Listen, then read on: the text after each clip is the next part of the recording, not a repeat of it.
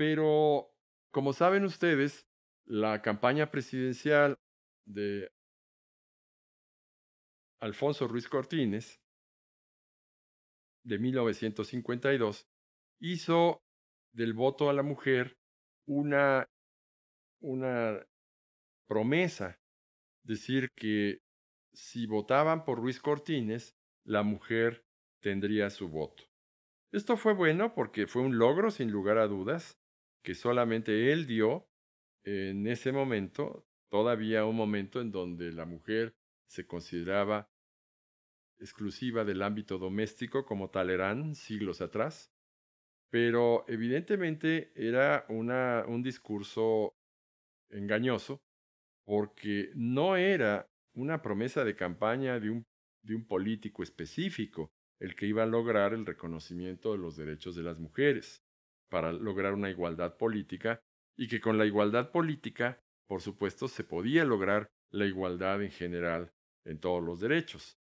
sino que en realidad ya desde 57 en la propia Constitución no hacía ninguna distinción entre hombre y mujer, por lo que desde entonces ya cabía la oportunidad para otorgarles el voto.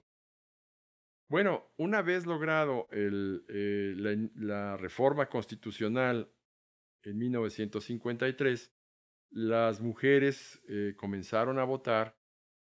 por primera vez en 1956 a nivel federal. Y así el avance de la mujer ha llegado a tomar, gracias a su igualdad, el cauce que le corresponde.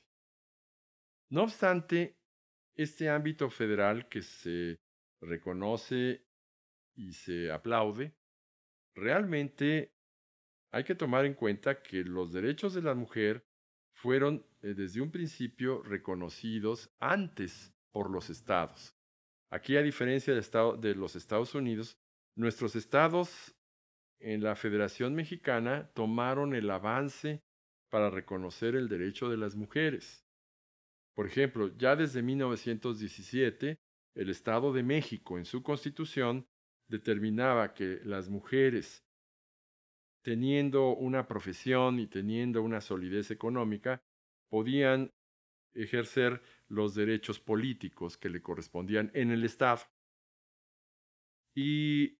en otros estados se da el ejemplo también donde son electas las primeras mujeres a cargos públicos. Por ejemplo, Aurora Mesa Andraca como presidenta municipal de Chilpancingo en 1937, como Virginia Soto, presidenta municipal en Dolores Hidalgo en 1954, diputadas federales Aurora Jiménez de Palacio en 1954, Marcelina Galindo Arce también en ese mismo año. E incluso las mujeres no solamente se afilian a la mayoría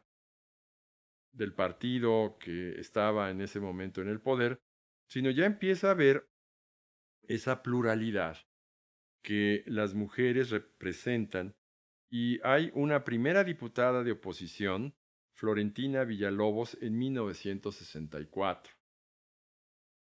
Hay también candidatas que no logran obtener el triunfo electoral, pero se presentan candidatas para la presidencia de la República y son candidatas de oposición, como Rosario Ibarra de Piedra, que todos conocemos y reconocemos. Y hay una primera senadora de oposición, Ifigenia Martínez, posteriormente. Esto ha conducido a que la igualdad de género haya una paridad en nuestra democracia, haya una paridad en los órganos de representación política, particularmente en los congresos. Y en las últimas elecciones de las legislaturas de los estados, digamos, importante reconocer que ya existen un porcentaje muy cercano a la paridad en legislaturas estatales, como la de Querétaro y muchos otros estados más. Ahora, sería deseable que la paridad se reflejara en un 50 y un 50%, porque además eso significaría. Pero claro, muchas veces se acercan a un 40% de representantes mujeres ante los órganos legislativos, no se logra tener un 50% en todos los casos, porque ahí interviene otro factor que es la libertad del elector para elegir. Lo que las leyes mexicanas ya han avanzado mucho en su sistema electoral, que por otro lado, comparado con el sistema electoral de los Estados Unidos, es muy superior al de los Estados Unidos. Tendré ocasión quizá de dirigirme a ustedes por qué considero esta cuestión, pero las leyes mexicanas han garantizado la paridad en la presentación de candidatos para las elecciones, de acuerdo a las leyes internacionales que nosotros seguimos y que establecen que debe de haber una igualdad de oportunidades. Pero la igualdad de oportunidades no significa que necesariamente se tenga que escoger, en mi opinión, de manera paritaria a 50% de mujeres y a 50% de hombres. En el Inter hay factor muy importante de la libertad electoral del ciudadano. Él decide por quién votar. No decide que tiene que votar por un hombre o por una mujer, pero él decide por quién. Así es que si se presenta una candidata mujer, votará por ella si considera esa posibilidad viable. Actualmente se discute si las candidaturas de las mujeres se presentan ante distritos que tradicionalmente han fallado en elegir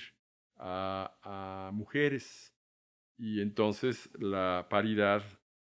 ha hecho esfuerzos para que se vea reflejada en la preferencia electoral de los distritos, de tal manera que las mujeres puedan llegar a ocupar esos cargos. Vean ustedes el gran avance sin necesidad de violencia que ha tenido el feminismo en todos los países y particularmente también en el nuestro. Ahora quisiera pasar o trasladar ese principio de igualdad que me permito ofrecer mi opinión al respecto para tratar un tema actual también que afecta mucho a las mujeres, y es la igualdad en la privacidad de la persona, a los derechos privados de las mujeres. Y se refleja claramente en la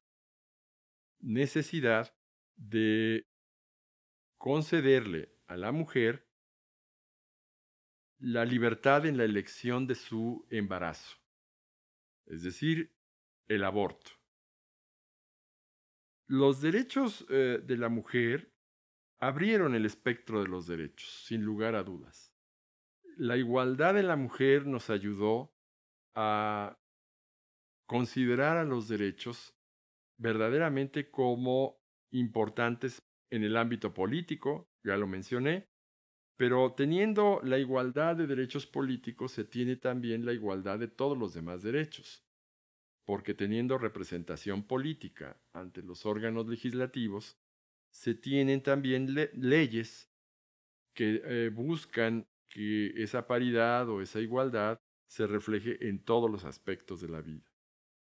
Uno de los más importantes es el reconocimiento de la vida privada de las mujeres,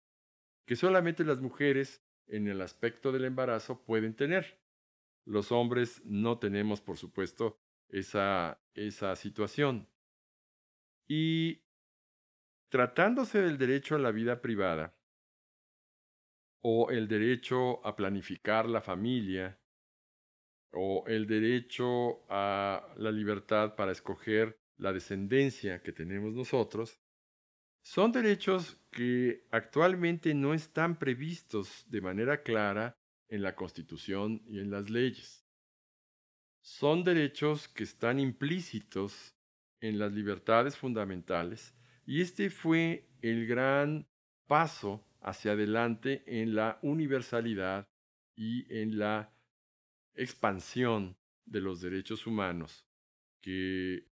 en el 2011 sí consagramos en el artículo 1 de la Constitución mexicana. Los derechos humanos deben de expandirse, no deben de estar petrificados en las letras o en los códigos como inmutables, sino que gracias a la interpretación,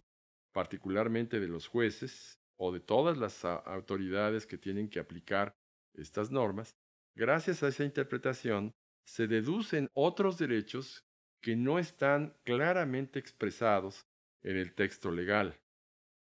Y esto, por ejemplo, pasó con el problema social de la planificación familiar en 1967 en el caso Greensbull contra Connecticut, un caso que resuelve la Suprema Corte de Estados Unidos y que le otorga a la mujer la decisión, la libertad para decidir si su embarazo va a culminar con el nacimiento de un niño o no. Esto, por supuesto, en este caso, sencillamente se trataba de los médicos que daban consejos para la planificación familiar, no para el aborto. En el caso de 1967 que les digo, se reconoce por la Suprema Corte de los Estados Unidos que la mujer tiene un derecho a la planeación familiar porque es parte de su vida privada. Ella es la que decide con libertad cuántos hijos desea tener. Por supuesto, se da el reconocimiento que es el derecho de la familia, de la pareja, que el hombre también tiene una intervención en la planeación familiar, pero que la decisión final corresponde a la mujer, porque por razones obvias el embarazo lo tiene la mujer. Una vez resuelto este caso como un derecho de la mujer en su vida íntima, en su vida privada, derecho que por supuesto no está previsto en la Constitución de los Estados Unidos, la Suprema Corte había dado un paso muy importante al interpretar otra enmienda, la enmienda número 9, que determina que los derechos expresos en la Constitución Federal no son los únicos que tienen las personas, los ciudadanos, sino que los ciudadanos se reservan otros derechos que están implícitos en la Constitución, que son parte de una penumbra de los derechos explícitos. No necesita estar el derecho a la vida privada, a la privacidad, a la planeación familiar expresamente en la Constitución de los Estados Unidos, sino que, interpretando esta enmienda, la Suprema Corte lo reconoce y lo confirma. Dado este paso, se da otro gran precedente, que es el de Roe versus Wade, de 1973. En el precedente Roe versus Wade, el derecho a la vida privada y a la planeación familiar implica que la mujer tenga la libertad al derecho fundamental de decidir si su embarazo continúa o no continúa, es decir, si existe la posibilidad de que la mujer, con todas las previsiones médicas, pueda decidir el aborto. Esto es una decisión muy importante y se da por la Suprema Corte a través del ministro Harry Blackmun con una conciencia muy clara de que es un punto totalmente controvertido y se basa en las encuestas que en 1972, previo a la decisión de la Corte, se dan a conocer por la encuesta Gallup. Y esta encuesta determina que corresponde a la mujer la decisión de su embarazo como una expresión de su derecho a la vida privada. La ley que resuelve ser inconstitucional en el caso Roe versus Wade es una ley del estado de Texas, pero que provenía de 1857, donde la ley prohibía que se pudiera dar cualquier aborto en, en cualquier caso. Es decir, la prohibición era rotunda de que no podía haber ninguna excepción a que el embarazo pudiera seguir, solamente en el caso de que el embarazo pudiera poner en peligro la vida de la mujer. Pero esta terminología muy abstracta y radical no contemplaba los derechos de la mujer precisamente a decidir sobre su embarazo.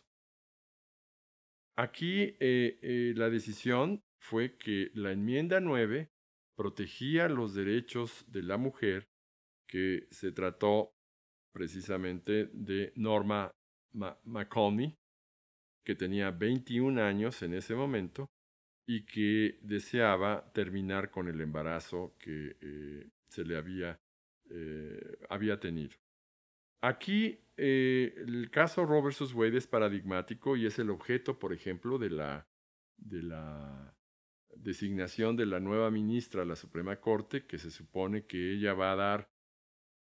paso atrás al precedente de la Suprema Corte en este momento, pero lo que manifiesta la resolución